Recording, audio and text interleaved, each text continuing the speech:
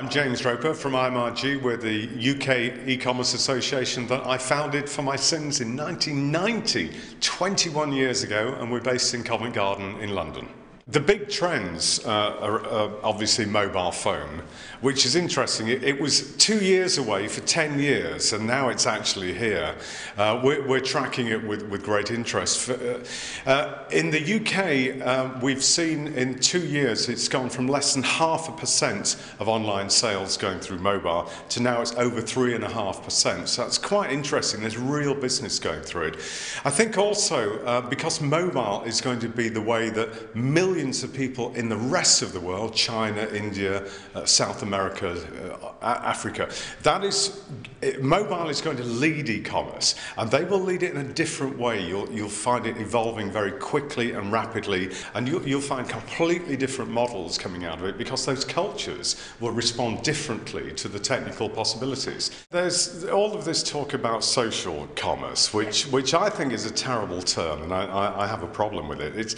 It's more that as a species we learn from each other, and the internet connects people and it connects knowledge. So it's really about that. Social commerce really doesn't get across the idea, but referrals and referencing and those things make a lot of sense. You know, if 10 other people have bought a product and are willing to share information about it, you can learn an awful lot from that, and people would prefer to hear from real customers than a salesman. Just makes sense. So that will be emerging very quickly. International e-commerce is a huge opportunity. If you're smart, you can have a global market, but you have to get the cultural side of it right. Obviously you have to get logistics, payments, all of those soft things right, but you have to get the hard things right as well. You're understanding the technology that people will have available, their preferred payment methods, and subtle things like language and cultural issues. But you know, the internet doesn't know what frontiers and boundaries are. It's a global marketplace anyway, so the people that do master that will have huge opportunities. Retailing is just about listening to customers, always has been, always will be. It's keeping up with your customers, it's understanding, it's getting under the skin. And remember, for customers everything is changing as well. New technologies, new opportunities, new threats. The economic situation is causing great pressure and changes for people.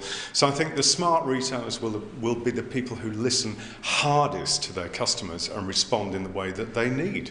The key thing for merchants when they're looking at platforms is they need a platform, that will enable them to be a retailer, not a technology specialist, and also that's flexible, because the technology, the medium, the capabilities, they change all of the time. So anything that limits you to, say, just the internet or today's mobile model, that sort of thing, you have to avoid that. You need flexibility, probably need to be looking in the cloud, you need to have the capacity to adopt, adapt, improve, change on the fly all the time.